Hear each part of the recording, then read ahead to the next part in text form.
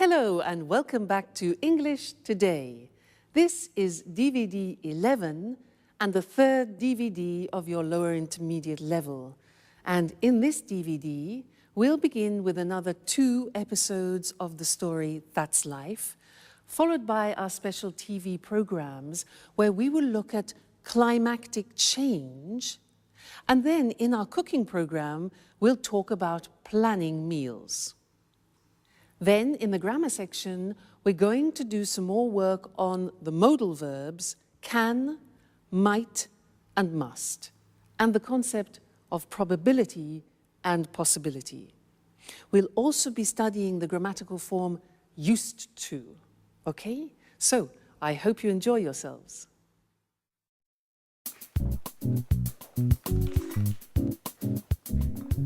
Good morning.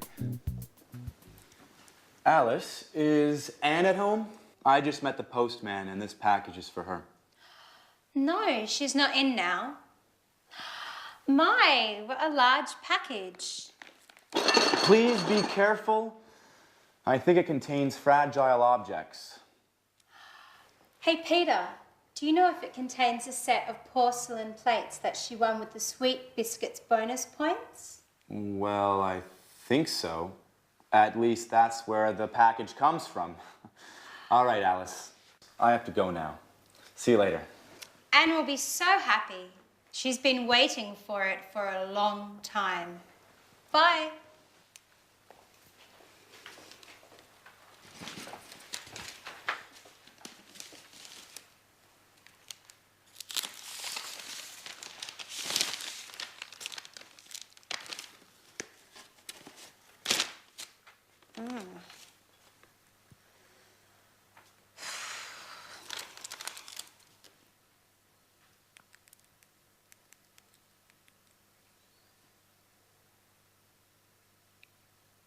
Hello, Anne. This is Alice. I've got great news for you. Your set of Chinese porcelain has arrived. They're beautiful. No, I opened it. I'm sorry, Anne. I just couldn't resist. Oh no, Anne, I'm so sorry. It broke. Okay. I'm not allowed to touch any more plates. You're absolutely right. I'm so sorry. Bye.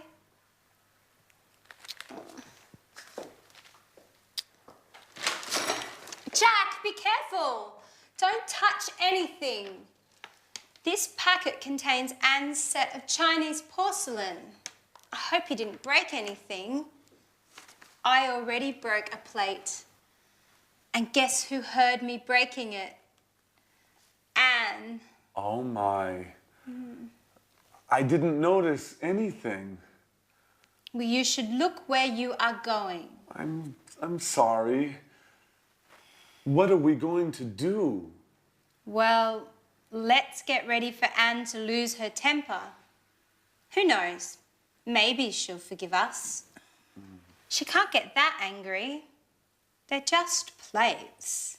Remember, we can't cook. If Anne gets angry, we'll have to learn to cook. That's true. I've got an idea. Let's go get something from the local takeout place. Then we can pretend that we cooked dinner. She might be happy and forget about those plates. That's a great idea. Let's get going.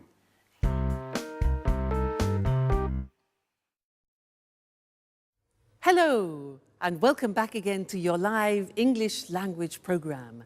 And I want to talk to you more about can.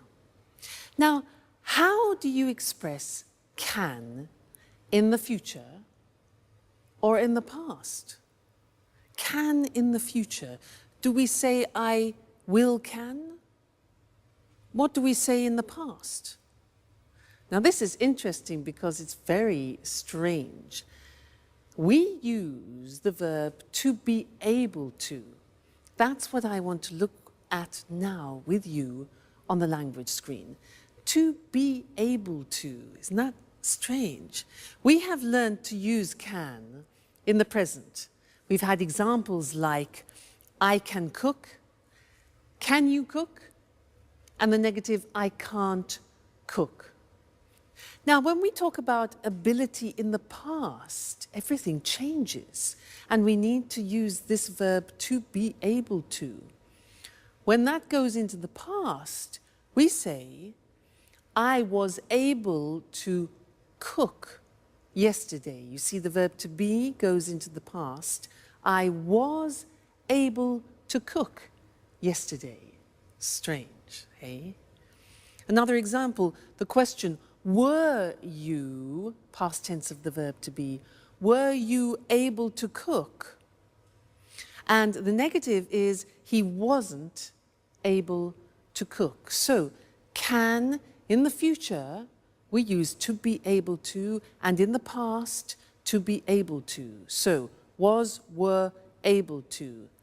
The future, let's look at that now. You want to say can tomorrow, so we use to be able to and say, I'll be able to cook tomorrow. I will, I'll be able to cook tomorrow. The question becomes, will you be able to cook? And the negative, remember the negative of will, good. I won't be able to cook tomorrow. So isn't that interesting? When you want to express ability in the future and in the past, you need to use this verb to be able to. Now, there's one more thing I want to tell you about, and it's about permission. Imagine that you are in a restaurant and you can see no smoking. The person next to you starts smoking. Now, it's a rule and a regulation that you can't smoke in a restaurant. So what do you say to that person? In English we say, excuse me, you're not allowed to smoke here. You're not allowed. See that? You're not allowed. Now that pronunciation is difficult. Allowed, okay? You're not allowed to smoke in here. For example, if you go to a museum, often they say no cameras. So you're not allowed to take photos, okay? You're not allowed to take photos. Another example, if you go into a library and people are reading, silence. You're not allowed to speak. Okay, so those are interesting things we've looked at, to be able to, and the use of you're not allowed to. Great. Now we're going to go back to our friends, and Anne is very angry about something. She wants to communicate something to her friends. Let's find out what it is, and I'll see you later. Bye.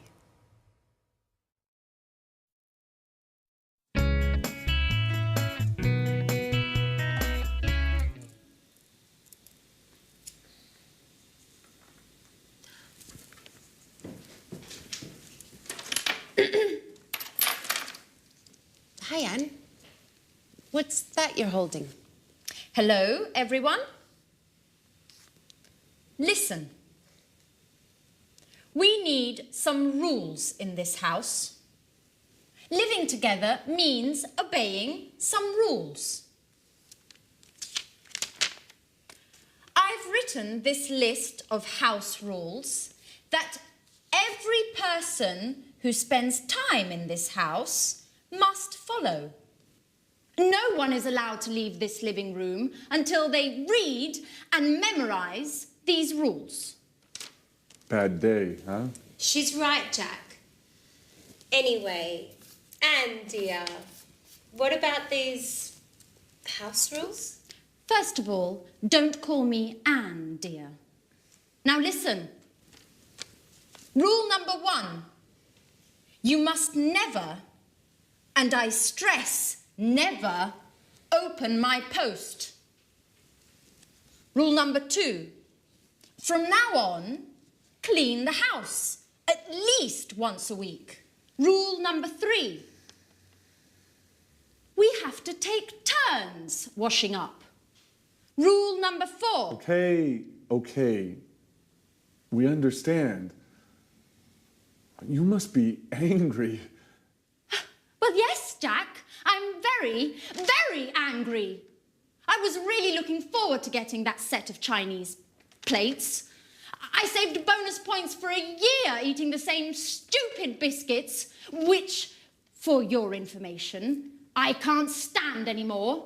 I just kept eating and buying them in order to get the set of Chinese porcelain. All for nothing. Oh, please forgive us, Anne. Just tell us where to go and we'll buy you a new set. Oh, well, that's not possible. They were handcrafted in Shanghai. And they cost a fortune. Okay, we'll do our best to make it up. Somehow. Now sit down, Anne. You must be exhausted. Jack and I made dinner for you. You don't have to do anything. We thought of everything. Really? What? You made dinner for me? Yes, Anne. It was the least we could do. Well, okay. I'll forgive you this time. But I warn both of you that I want more discipline in this house. You can't do what you want all the time. We need some rules. Oh, don't roll your eyes while I'm speaking to you. Okay, Anne. You're right. Rules are important. But it's also important to laugh a little. Oh, ha, ha, ha.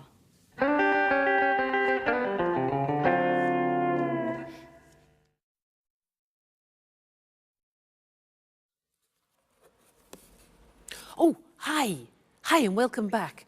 This is a box which my mother sent me and she said there are some useful things for me. So I was just looking. Come and have a look with me. Oh, go. Oh, what's a strain? What's this? What is this? What's this? Well, it can't be a shoe, can it? It's not a shoe. Can't be a shoe because it's made of metal. It's made of metal? Well, it might be some sort of lamp or something, like it looks like an Aladdin's lamp, a special lamp. No, but it can't be that. Ah, look, here there's a sort of metal groove, probably for cigarettes. That's it. It must be a cigarette holder, and a type of ashtray, an oriental ashtray. How unusual. That's very typical of my mother. Useful, though. Now, did you see the language that I used? I said, it can't be a shoe. When I say it can't be, it means it's impossible. It's impossible, it's too small, and it's metal. So it can't be a shoe. So I'm talking about probability and possibility, okay? Then I said, well, it might be a magical lamp. Now, might is when you're not sure. Might is M-I-G-H-T. It might be a lamp. So when you're not sure, you say might.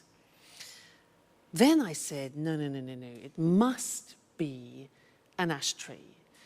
Now, when I say it must be, it's because I'm absolutely sure that the possibility of it being an ashtray is certain, okay? So 3 possibilities: it can't be, might be, and must be. So let's have a look at the other things in the box. Ashtray. What is this? What's this? You see this? Well, it can't be, I mean, it looks like a negative from a film, doesn't it? No, it can't be a negative because there are no images. Well, it might be, you know, I just don't know. I mean, it might be some sort of special sticker that you put on things, but it hasn't got any glue. I don't know what it is. Just a minute. Look, here's something explaining it. A forehead thermometer. Put it on your head and it reads the temperature. What? Let's try that.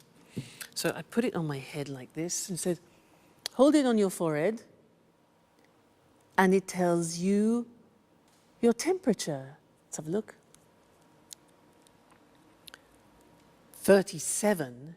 Whew, that's hot. It is, it's a thermometer. Incredible. Now that is very useful because it's small. So interesting. Next thing, what's this? Look at this. Now, it's shiny and it's silver, but it can't be a mirror because I can't see myself. Can't be a mirror. What can it be? Oh, I know. It might be for under glasses. You know what I mean?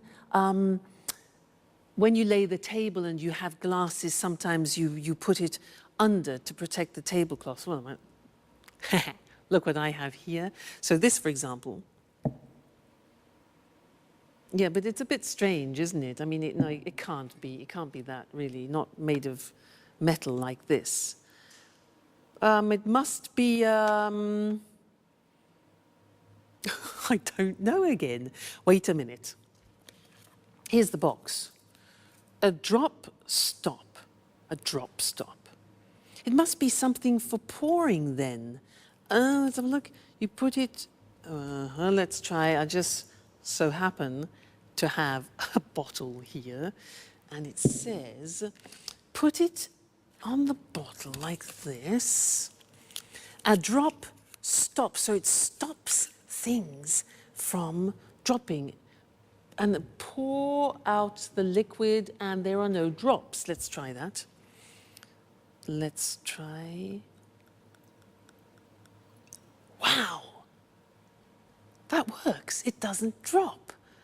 So it must be something for stopping drops. You can see.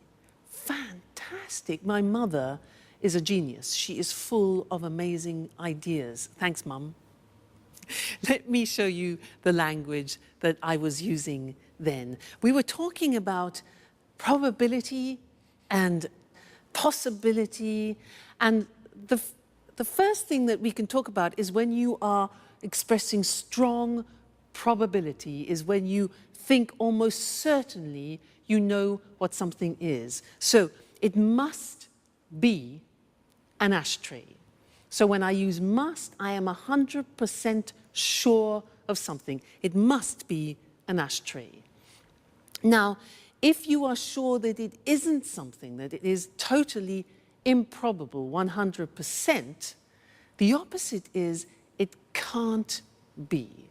Like that, I said, it can't be a shoe, it's too small. So it must be, it can't be, and then if you're not sure about something, we use the simple verb might. Look at the spelling, M-I-G-H-T. It might be an incense burner, for example. We can also say it could be. Might, could, both express uncertain probability. All right, so this is very useful when you are making deductions. Must be, it can't be, and it might be. So those are the three verbs that we use. Okay, great. So thanks, Mum, and I'll see you again very soon. Bye.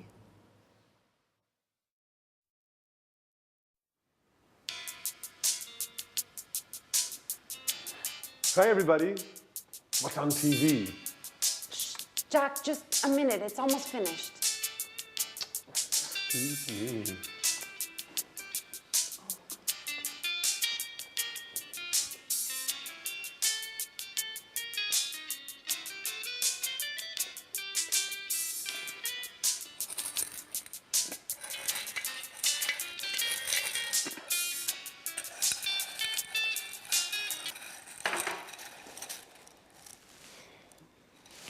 So, what were you watching that was so engrossing?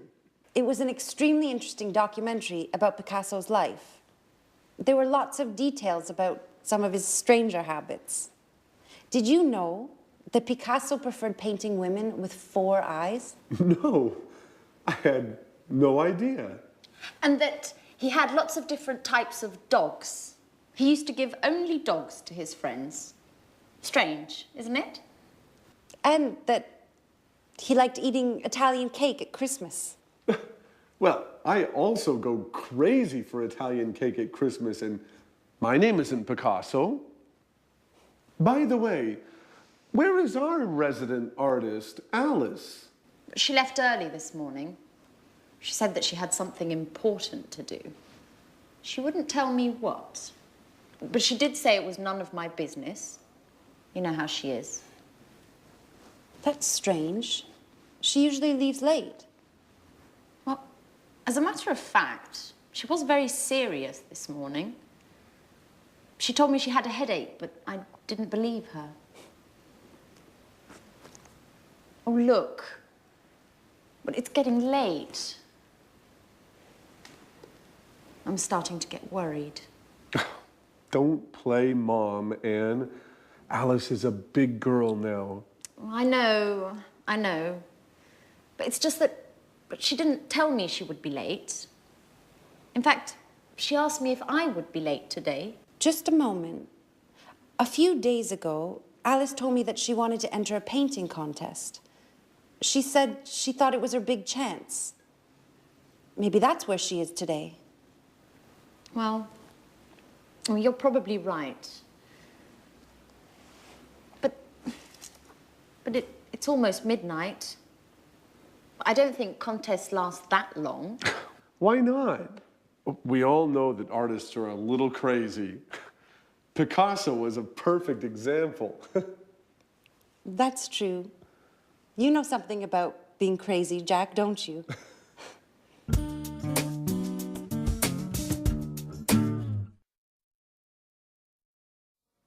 Hello again.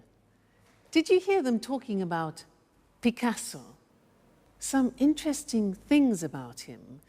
They said he used to give only dogs to his friends. He used to give only dogs, and he used to eat Italian cake at Christmas. Now, this verb used to, well, it's written U-S-E-D, but the pronunciation is used, and we'll see that on the screen later.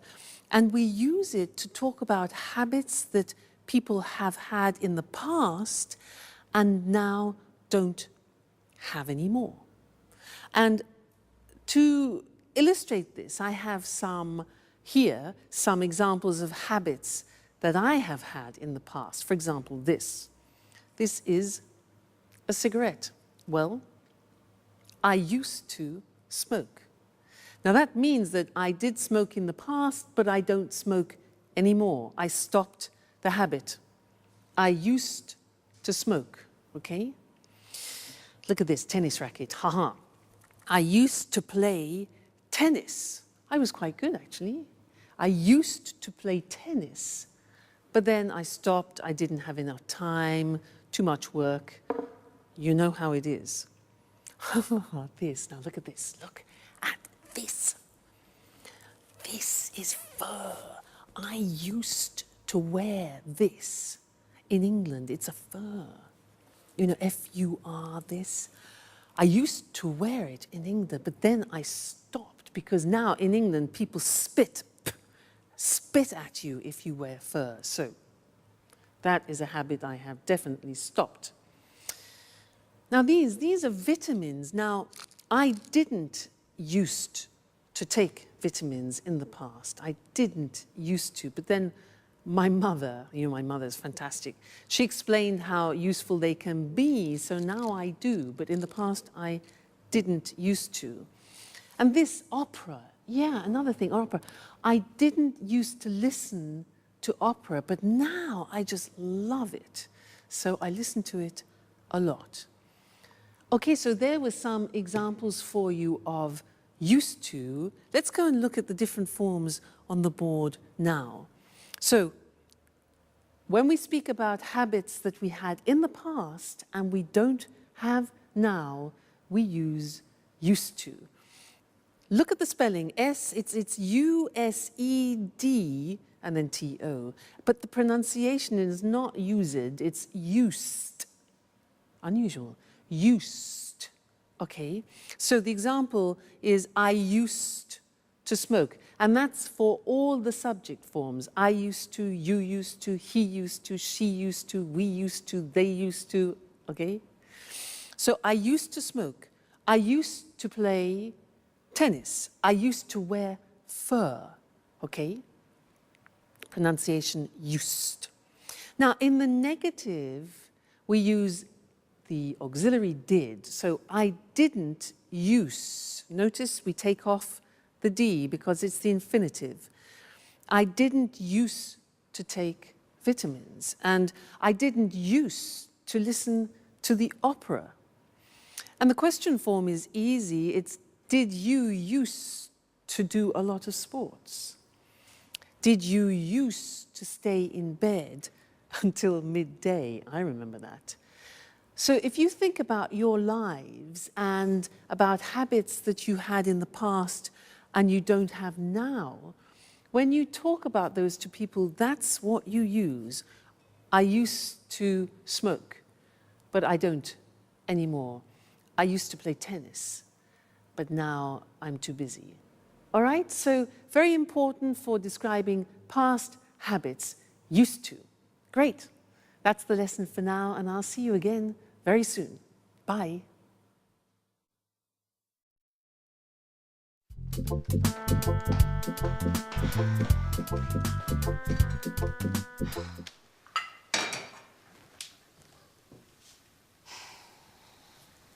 Good morning, Alice. Where were you last night? We were getting worried. Good morning. I'd prefer not to talk about it. Why? What happened? Well, I took part in a young artist competition. I thought it would be the perfect occasion for me to show my talent. So? How did it go? You made a great impression, didn't you? Well, no. It went badly. They said that I wasn't cut out to be an artist.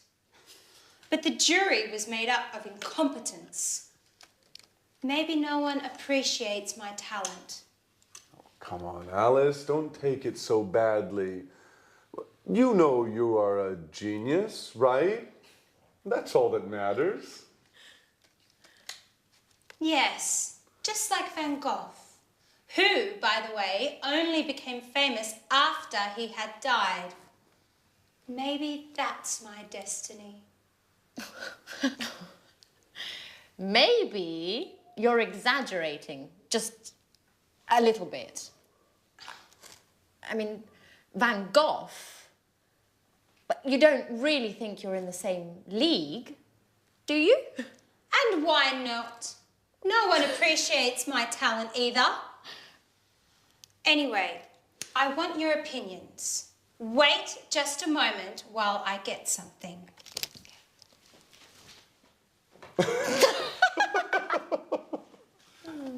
Oh, my goodness.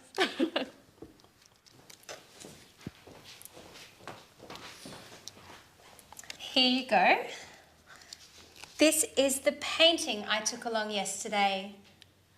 What do you think? Isn't it beautiful? It's it's interesting. It's a very unique painting. Yes, unique is the right word. Alice, you know I don't really understand art, don't you? What does it represent? That's the same question they asked me yesterday. I can't believe that. It's so clear. It's a painting of a man and a woman walking hand in hand. Oh, I see. Well, the truth is, it's a bit difficult to see. I mean, at first glance, it looks like a whole lot of mixed up colors. Come on, Jack. You just don't understand abstract art, do you? Well, now I understand that neither of you has any appreciation of fine art.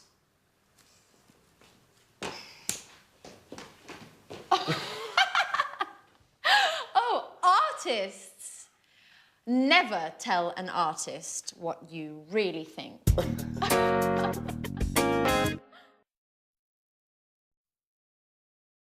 Hello again to you and welcome back for some more English.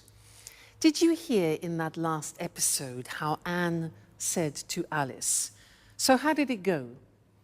You made a great impression, didn't you? You made a great impression, didn't you?" Do you remember that grammatical form, didn't you? A question tag, yeah? Remember we did a lesson about this and the example we used was, she's unhappy, isn't she? Do you remember that? Yes, I want to give you a little test on it. And in order to do this well, you have to be very careful about your auxiliaries, so pay attention. Number one, you're married, question tag. You're married, aren't you?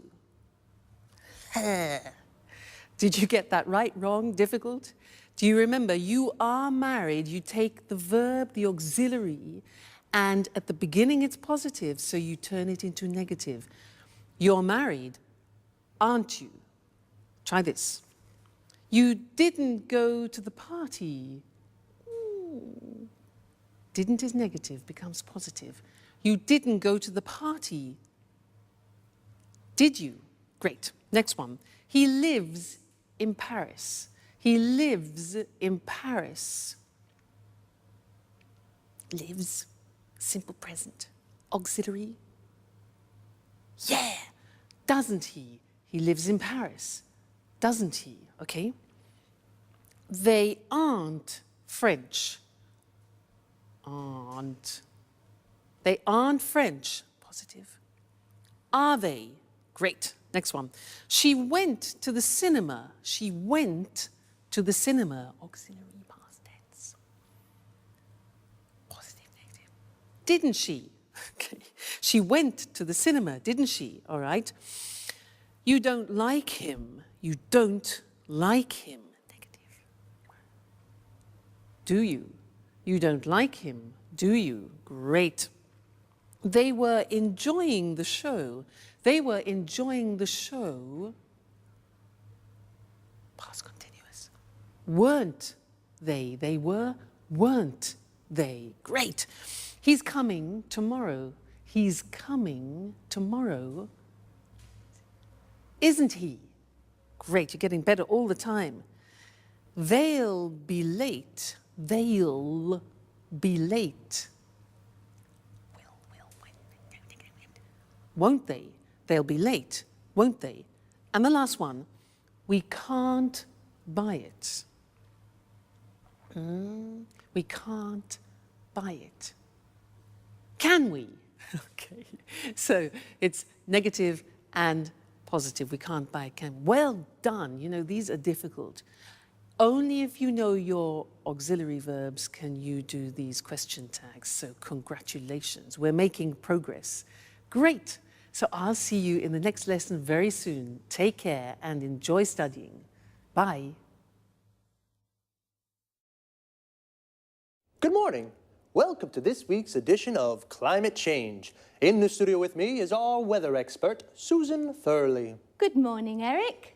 Well, Susan, there's a lot of talk these days about climate change. Could you explain exactly what is happening? Of course. You know, The first thing to stress is that the Earth's climate is always changing. In the past, this happened due to natural causes. I mean, the atmosphere and the Earth's climate changed naturally. Now things are different. Scientists believe that climate change today is a result of man's activities, our activities. And why are scientists so worried about this climate change? Well, before I answer that question, I'd like to talk a little about what we call the greenhouse effect. Certainly. Scientists often talk about the greenhouse effect. What is this exactly? The greenhouse effect is very important for the world's weather. Greenhouse gases help to capture the energy we receive from the sun. They keep the Earth warm. Without these gases, the world would be a colder place and our lives would be very different. Well, if the greenhouse effect is so useful for the Earth, why do scientists talk about it nowadays as if it's something dangerous? It's the extra greenhouse gases that are dangerous. Our way of life, cars, factories, central heating, is producing too much of these greenhouse gases. These gases are trapping more and more of the sun's energy, and the world's becoming warmer. Is carbon dioxide one of these gases? Yes, carbon dioxide, CO2, is one of the main greenhouse gases. Carbon dioxide is produced when we burn coal and natural gas. The problem is that over the years, the concentration of carbon dioxide in the atmosphere has increased enormously. So, to stop global warming, we need to use less coal and natural gases. Exactly. But not only that, we also need to plant more trees and we must stop destroying our forests because they take carbon dioxide out of the air. Is there anything else we can do? Well, governments around the world need to encourage the use of renewable energy sources. Solar panels can use the sun's energy. Wind turbines can generate electricity from the wind.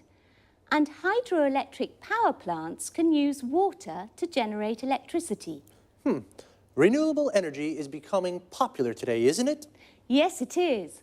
But there's still a long way to go. Okay, Susan, one last question. What are the consequences of climate change? Well, higher average temperatures around the world. You know, even a small change in temperature, even a 1-degree increase, can cause the sea level to rise as the polar ice caps melt. In fact, this is already happening. Other consequences: more rainfall in some parts of the world and less in others. More extreme weather conditions, stronger hurricanes and typhoons. So, this is definitely a serious issue.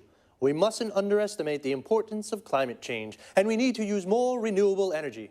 Well, thanks to Susan for your clear explanation of the problems. Thank you. Goodbye.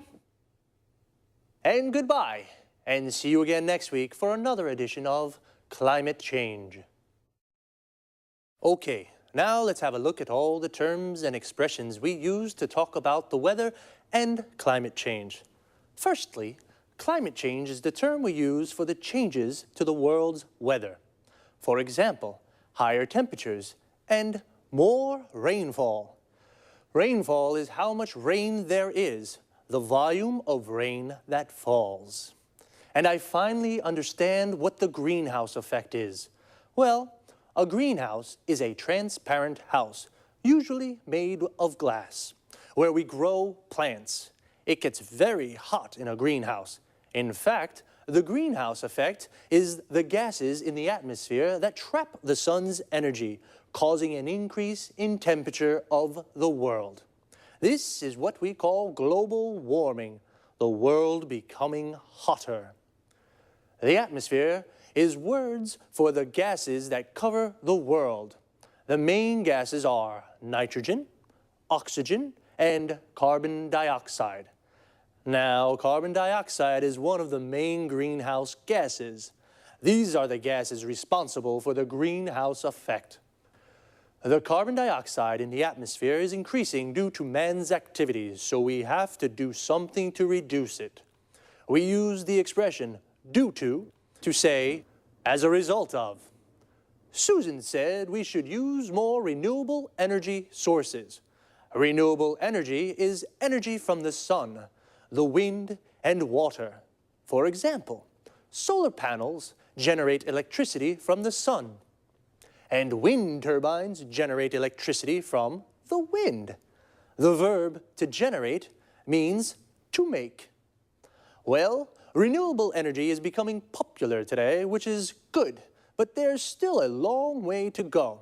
This expression, "there's a long way to go," means that there is still a lot we have to do before we reach our objective, which is to reduce global warming. We've run out of time, so that's all for now. See you soon. Welcome to Cooking Today. All homemakers will be thrilled to know that we're back with Lisa French. Thank you for inviting us into your lovely home once again, Lisa. I'm glad to have you. Now, Lisa, Leslie Forbes from Newcastle-on-Tyne is desperate. Her family's always complaining about her cooking. They say it's really, yucky, and they sneak out to get junk food. How can she make her meals more appetizing? Well, actually, it's just a matter of good meal planning. That sounds rather serious. Yes, it is, but it can also be a fun challenge. This means preparing food that's healthy as well as appealing and involves the senses such as smell, taste, and sight. Is that why they say your eyes are bigger than your stomach? Not exactly. Now, getting serious, when you say healthy, you're referring to nutrition, aren't you? Yes, of course. Nutrition is the key to good health. As a matter of fact, nutritionists agree that a varied diet is fundamental for physical and mental well-being. Well, what are the correct guidelines to good nutrition? As you can see, I have an example of a food pyramid here. These 6 main food groups contain the nutrients essential to a well-balanced diet. Why a pyramid? Because it enables us to understand the correct number of servings per day. Can you give an example? Certainly. You see, the largest group includes bread, cereal, rice, and pasta. Then, going up the pyramid, you find fruits and vegetables, then meats and dairy products. What's at the top? You mean here? These are fats, oils, and sweets, which, although essential to the diet, must be eaten in moderate quantities. Now, going back to Leslie's request, how can she make tasty meals for her family? If she hasn't much time for shopping, she can make a weekly plan. Besides a correct diet, she must consider the likes and dislikes of her family. You're telling me. In my family, my son hated beans and my daughter was allergic to milk. That's a common problem. The thing is to compensate with food belonging to the same group or supplements. Really? That's good to know. A little secret. If you truly enjoy preparing meals, then your family will probably enjoy eating them. How can I get my family to enjoy my cooking? Just be creative. Think like an artist. Play with the colors, shapes, and texture of food. Oh my gosh, how time flies. We've got to wind this up. Lisa, thank you for inviting us into your home again. It's been a pleasure being here. Thank you for coming. And now, let's pay attention to some expressions used in the dialogue. We've talked about meals, breakfast in the morning, lunch at noon, dinner, or in the US, supper at night. In the US, a dinner is the main meal of the day, even at lunchtime. Notice that in the UK, tea is sometimes used instead of dinner. When we refer to specific times during the day, we can say lunchtime, tea time. Lisa showed a food pyramid. It contains food groups, such as cereals, meats, dairy products, milk, cheese, yogurt, fats and oils, and vegetables. All these foods contain nutrients. Then some positive adjectives used to define food are appetizing and healthy, while yucky is something rather disgusting. Moreover, the expression junk food refers to food which is not considered healthy at all. We say diet to indicate what we eat. It also means a series of rules to be followed to improve one's health. If we want to lose weight, we say, I'm on a diet. A diet is correct when it's varied or well-balanced. If you're allergic to a type of food, eating that food can make you ill or cause skin problems. Lisa talked about texture food. For example, food can be defined soft, crispy, crusty, or shape. Food can be cut into slices, cubes, and rings. During the interview, I quoted a common way of expressing that somebody has put more food on their plates than they're actually able to eat. Your eyes are bigger than your stomach. All right, that's all this week. Bye-bye.